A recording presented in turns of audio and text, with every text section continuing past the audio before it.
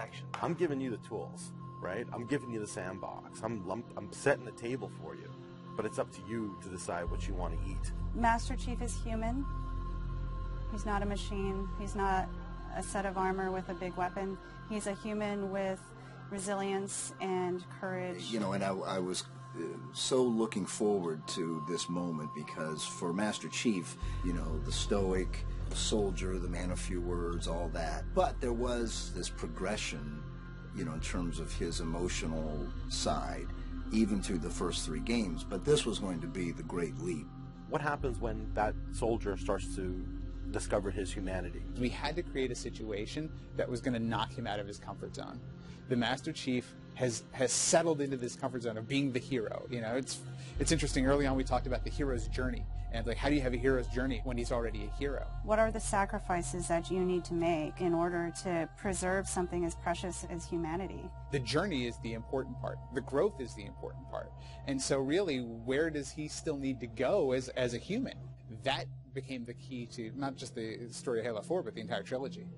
We're really examining what sort of burdens a Guardian carries. In a lot of ways, the story that we're telling with Halo 4 is about putting Chief in circumstances where he's forced to change. He's forced to take stock of himself. In a way, Chief is a Guardian. Cortana is Chief's Guardian. The Forerunners were the Guardians of their own universe, and they might have to make a decision that not everyone is going to agree with and that some people might condemn.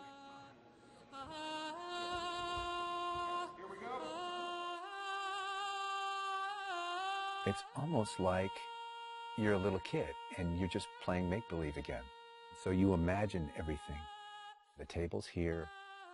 The plinth for Cortana is here. There's a window here. Ready, go.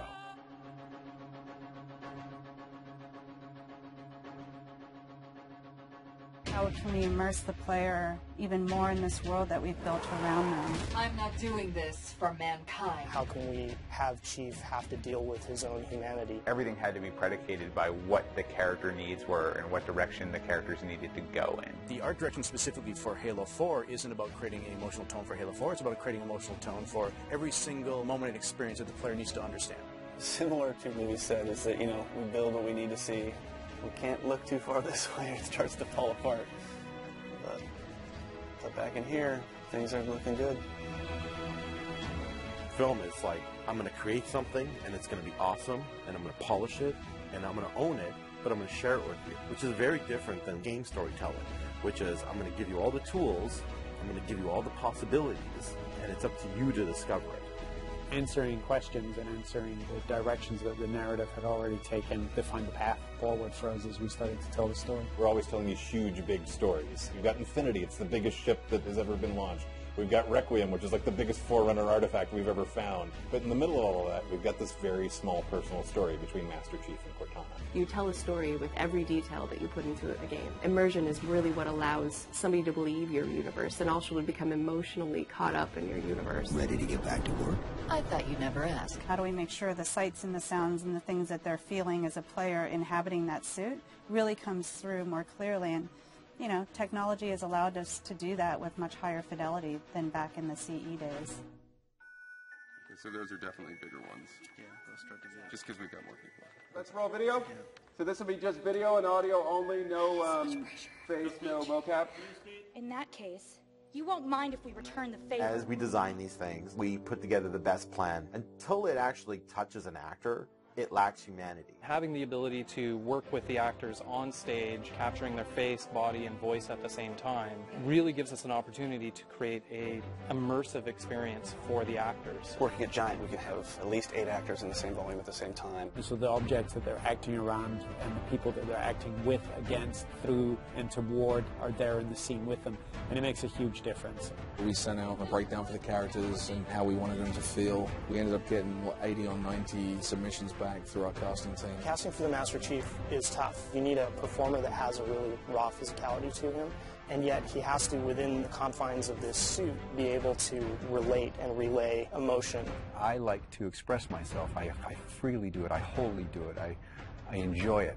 And so pulling back on all of those instincts is what's required to play him. imagine that translating to a 3D model with huge armor and making sure the personality of Chief's movement comes through that armor was really critical. And that really came down to Bruce's acting, his physical stature, and really his physicality as he went through all of the performance. You'll never see his face or hear his voice, but all of the other actors that are playing off of him have received so much from him in their performances, and I think that they would all agree with that.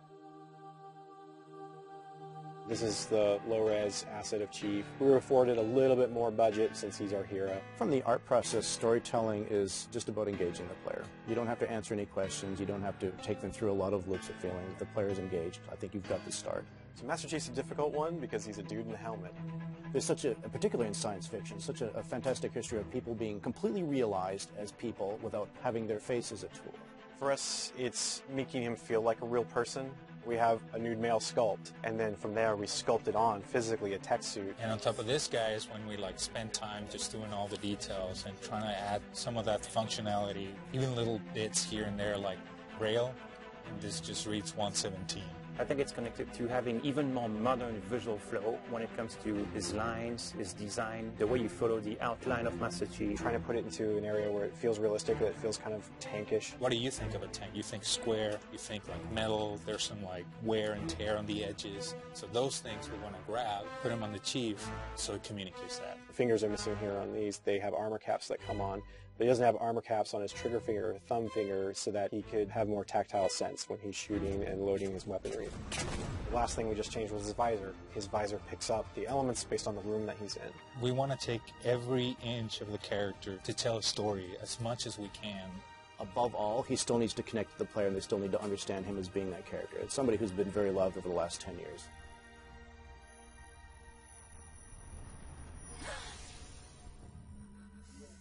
The irony here, right, is that we have a character who's not human at all in Cortana. I was put into service 8 years ago. She is the most human character that we have in the story. Right? She's struggling with her own mortality. AIs deteriorate after 7, Chief. That's something that everybody struggles with. That's the most, human it gets. If we can just get back to Earth and find Halsey, she can fix this. Everyone has to figure out what it means to die. She's strong, she's convicted. She herself is going through a really difficult time in understanding the things that are happening to her. We were looking for somebody who really could bring just fire and stuff that's required for some of those sequences. We needed to make sure we found someone that had some innocence to her, but also could be very strong at the same time. If you imagine that you could have 20 emotions at one time, she has that. I will not allow you to leave this planet! She's really the heart of the game and the heart of Master Chief and explains what's going on and why it's a problem. I didn't mean to. I didn't mean to do that. Cortana is certainly our biggest human connection, I think, with the entire story. How can we see these subtle details in her facial structure? It's the Forerunner symbol for Reclaimer. So this is the baseline where we started for Cortana, and then we go through and tweak and modify, having all these different elements moving throughout her that make her feel alive constantly. We wanted to make it to where you could have code flow lines start from every digit from her toes to her hands and then be able to flow all the way up into her head. What you experience is her taking care of you as a player from a gameplay perspective, but I think you also start to get a sense of how she takes care of the human side of Chief. Wake me when you need me. They spotted us. Bringing Jen and Steve in and having them layer their voices over the character performances in the cinematics, that just brought the whole experience together. You look at just the number of lines that the Chief has had over the course of the franchise, and it's not a lot. How much firepower would you need? And yet people will immediately call you out on the Master Chief's voice being something very distinctive and important to them. The funny thing is that they've had this off-screen chemistry because they didn't actually meet until last year. Not only is this the first time they've ever sat together on a panel, this is the first time they've ever been in the same room or even met. So seeing them meet and seeing them have that chemistry in real life and seeing how they acted together in scenes, just felt like we just missed this opportunity for all these years to actually get them together and get something even more memorable and more exciting out of them. In the beginning, they were great choices for those characters. Steve has this very stoic personality that comes through in his few words. The same way Jen's voice is confident and it's strong, but it can also be playful. You do know you don't have to wait until the last minute just to impress me, right? In many ways, Halo 4 is the first act. We want a player to be able to ask themselves what it is to be a hero. Is the sacrifice worth it? I often think of him as like Atlas, you know, like he's got the weight of the world on his shoulders all the time. Chief and Cortana are the same person, but she has always been the reflection of his humanity. People don't play Halo to watch a soap opera, and yet you don't want to just be kind of pulp.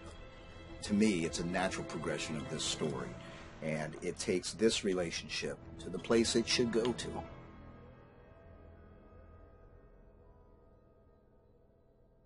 Don't make a girl a promise you can't keep.